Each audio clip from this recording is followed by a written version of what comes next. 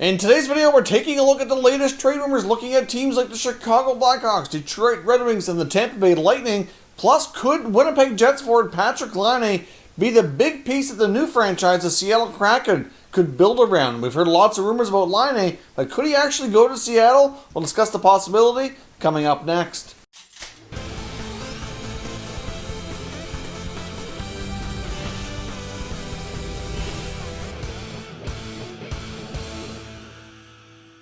So welcome back to another video here at Top Shelf Hockey. Now, as I mentioned, we have a variety of teams to talk about here today. First up, I want to take a look at some articles looking at a variety of teams, but we're going to start with Chicago. The Chicago Blackhawks, of course, have made a fair bit of moves throughout the last year or so. We obviously saw them announcing that they're going through a full rebuild. We know that there's been a lot of talk about their top stars maybe moving, but at this point, a lot of that seems pretty unlikely given the fact that they all hold the control in the form of a no-move clause. But could we see some smaller moves, especially as the 2021 NHL season approaches? Maybe not immediately, but as training camps open and the season gets underway, it does seem pretty likely. I mean, they do have Dylan Strome, who remains unsigned, but assuming a deal gets done there, which is pretty likely, at some point, I think they're kind of waiting here. Haven't really heard an update on how negotiations are going on that one in a while, so I'm not sure where things stand exactly. However, given the fact that Strome likely gets signed, and if guys like Zach Smith and Andrew Shaw are healthy, then they could have as many as 15 forwards available when training camp opens. Now, of course, there's only going to be 12, 13 spots, so that's going to pose a little bit of an issue, and the Hawks might have some extra pieces that they could afford to trade out. Now, of course, given the complexity of the 2021 NHL season, one thing that is quite possible for teams this year is that they could very well have expanded rosters, and they might be able to carry like what they call like a taxi squad, where they might be able to carry upwards of 34, 35 players to avoid having to do call-ups because of a lot of other reasons, especially with the uncertainty of the minor leagues being able to operate and not all franchises having farm systems that they can actually have functional. If that's going to be an issue. Obviously, with the teams like in Western Canada, for example, that have affiliates in the U.S., calling players up will be problematic given the border closures and the quarantine requirements. So obviously that poses some serious issues to overcome. So given the NHL teams the ability to carry more players will certainly solve that. Now, of course, the extra players would not necessarily count against the salary cap, and that very well could be a scenario where they are paid AHL salaries, but kind of continue to hang out and travel and play with the NHL franchise, practice with them, and be available when necessary just to make call-ups very simple. So, obviously, the Blackhawks, like I said, they don't have to make moves here.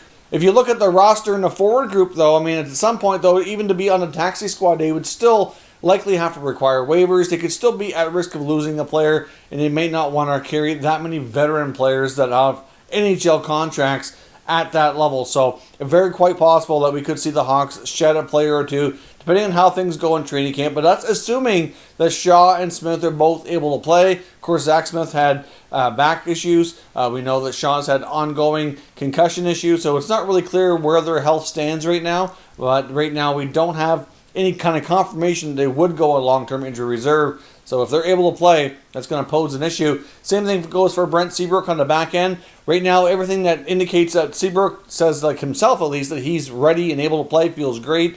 So if he's able to play, that's going to possibly squeeze out a young guy like a Mitchell, Boakfist, as their younger guys kind of fight for more playing time as well. And could cause even some cap implications. Obviously, Seabrook comes with a hefty price tag and could squeeze out a cheaper contract. So we will see how the Hawks handle things when training camp opens. I don't expect anything too blockbuster in the way of moves, but we could see some shedding of salary to become roster compliant once the season gets underway, rather than carry NHL salary players at a minor league level. Now, I also want to touch on the possibility here again that we could see some moves between Detroit and Tampa. Now, there's been numerous articles, numerous references by NHL insiders in the past week or two discussing the strong possibility that we see these two teams hook up on a trade. Given the history and the linkage between the two, of course, Steve Yzerman being the main one, a longtime GM in Tampa who really is the one who negotiated and signed a lot of these contracts with the players that the Lightning are currently looking to trade. The Lightning are in a position where they have no choice but to shed salary to become cap compliant. Sergachev has already been signed. Cirelli and Chernak are waiting to be signed, and there's just no way. They're already over the cap, and they don't even have their 2 other RFAs under contract yet. So that poses an issue. We've talked about this numerous times about players being on the outs here and which guys are going to get moved. Like I said, Elliot Friedman himself feels like a guy like Alex Killorn is pretty much going to have to go because of his contract has a little bit of flexibility. But I came across an article today indicating that, it's quite possible that we could see a deal involving even multiple players going from Tampa to Detroit, possibly in exchange for the Henrik Zetterberg contract. And we talked about this once before. Some people were a little confused by it, or, obviously not real thrilled with the idea of using long-term injury relief, but it is a way to get around the cap, and it could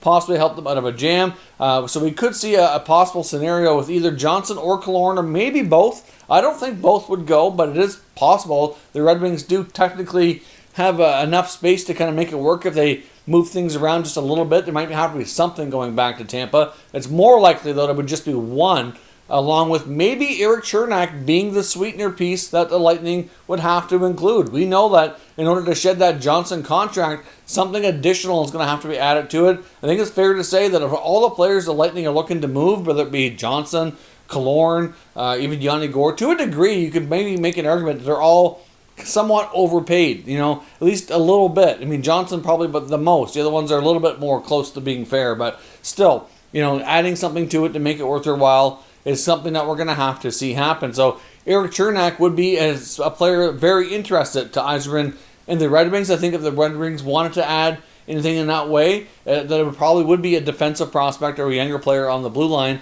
That would make a lot of sense to them, especially given the fact that they're uncertain over the health of Danny DeKeyser. There has been some word and rumors from the Red Wings media that the Red Wings would likely want to add some more blue line depth. So this would be a way to accomplish that. At the same time, get another forward who can play down the middle like a guy like Johnson. He could also play the wing. He may not be, theoretically valued at $5 million anymore. It might be an unfavorable contract, but they could grab a really solid young defenseman to add to the roster in the meantime. And we'll go from there. Maybe they could expose Johnson, be lucky that he would go in the expansion draft, or find another deal for him later on. He could certainly play a bigger role in Detroit, maybe increase his value, and then find a way to move on from there. Difficult to say, but I do see the possibility here of these two teams hooking up. It just seems like every day there's new articles, new media is jumping on this possibility, and there's a lot of talk amongst NHL insiders that they are very, very likely to be hooking up on a deal here, and that Henrik Zetterberg contract with 1 year left on it could be a way for the Lightning to be creative with their cap issues here, to be able to sign Anthony Cirelli. Maybe Chernak does get moved as the sweetener in all this, but I think that it's possible too. We could see Johnson and Killorn both moved, not necessarily both to Detroit, but I think the Lightning would want, ideally, a little bit more flexibility, and if they can avoid using LTIR, would be even better. But it's just been tough right now. Nobody seems to want to take that Johnson contract on without the Lightning giving up something pretty significant, and that's what's kind of held things up here so far. So do you see a possibility of Erik Chernak maybe being the piece that adds the sweetness to the deal to make the Lightning take on a guy like Tyler Johnson? Maybe it ends up being Alex Killorn instead, and maybe that Zetterberg contract does come into play. I mean, there's been so much talk about this in the media over the past few days. You have to think there is definitely something to it that very well could end up happening. Now, I also want to look at a very interesting article from Sportsnet and author Ken Wiebe, who covers the Winnipeg Jets, talking about the possibility, could Patrik Laine end up with the Seattle Kraken? Now, as we know, Laine is a player who's been surrounded with rumors for like about a year now. He's got 1 more year left on his contract, going to be looking for a big-time raise, probably a long-term deal, ideally. Now, of course, the current economic factors in the NHL might impact that, of course, like it would anybody else in the NHL. But still, he's going to be looking for a long-term commitment, and many wonder if he even wants to stay in Winnipeg. Now, of course, the coming season could dictate a lot of things as well. Maybe he gets more playing time on the top line. Maybe he has a really good year. And maybe he decides, you know what, I can work this out, and I do want to be a Winnipeg Jet long-term. I think ideally Winnipeg would want to sign him long-term and keep him. They drafted him number 2 overall. And he's not the kind of player that comes along every day. And you have to tread very carefully and lightly when it comes to trading a player of this magnitude. So, obviously, I don't think the Jets really want to move him. But they might be in a situation where they know that their other areas of the team have been depleted, especially down the middle and on the blue line, especially the left side. And they really need to balance out their team. And if he's unhappy and doesn't want to be there, then it's going to be a big contract that they might be able to avoid.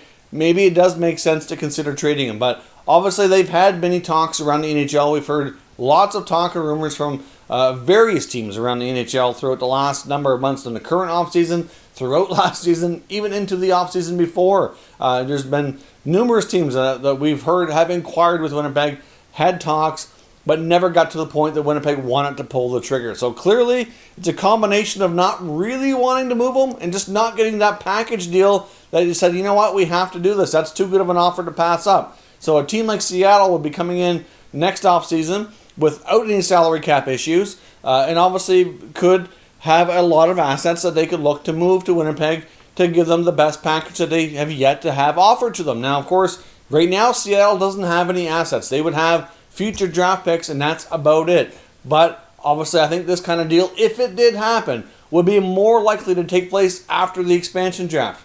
I think a scenario that could unfold, if it did happen that way, would be the Jets and the Kraken having discussions ahead of time to line something up. I could even be a possibility of the Jets maybe even giving the Kraken a preferred list of players that they would like to get in a trade to see if they can bring them to Seattle and then offer them up to Winnipeg in a trade. I mean, clearly there will be some time when NHL teams will know what players are available in the expansion draft and which ones are protected, and they could very well work to put together a package and draft strategically to put a package together specifically to acquire Patrik Laine. You know, the Seattle Kraken had no problem selling tickets. They get all kinds of deposits on season tickets right now. No issues there. There will be tons of interest. But if they can have a top young player in the NHL be a face of the franchise from day one, that would be absolutely huge from a marketing standpoint, and I could see them having interest. Now, of course, they would be going into the expansion draft knowing that this deal was basically lined up, and they could factor in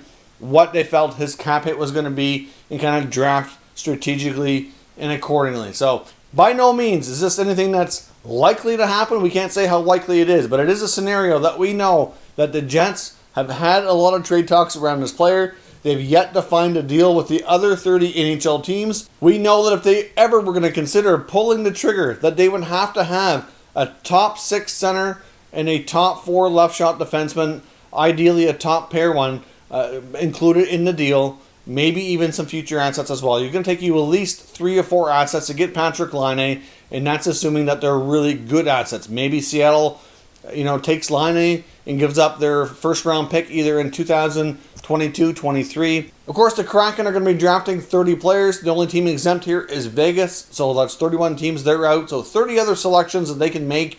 They could certainly have more than enough pieces there to put together 3 or 4 pieces to go to Winnipeg to trade for Patrik Laine. I mean, we saw last year all the players that Vegas drafted through expansion and then traded out, acquiring, they really stockpiled the draft pick. So, you know what? Maybe they don't stockpile as many picks, but they get themselves a superstar scoring winger to build their franchise around. It's certainly not something that's totally crazy. It's certainly something that could happen. If we reach next offseason, Laine is not signed to an extension, and the Jets have also not traded him, I can see them jumping in here and having conversations. I mean, it only makes sense to explore, and they very well could be the team to land the Finnish sniper from the Winnipeg Jets because they have more flexibility here on how they can put together a package for them specifically. So let me know your thoughts on that possibility, and we'll discuss further down in the comment section. If you're new to the channel, consider subscribing and turning on your notifications so you don't miss any future content. And give this video a thumbs up if you enjoyed it. I'd appreciate it if you did.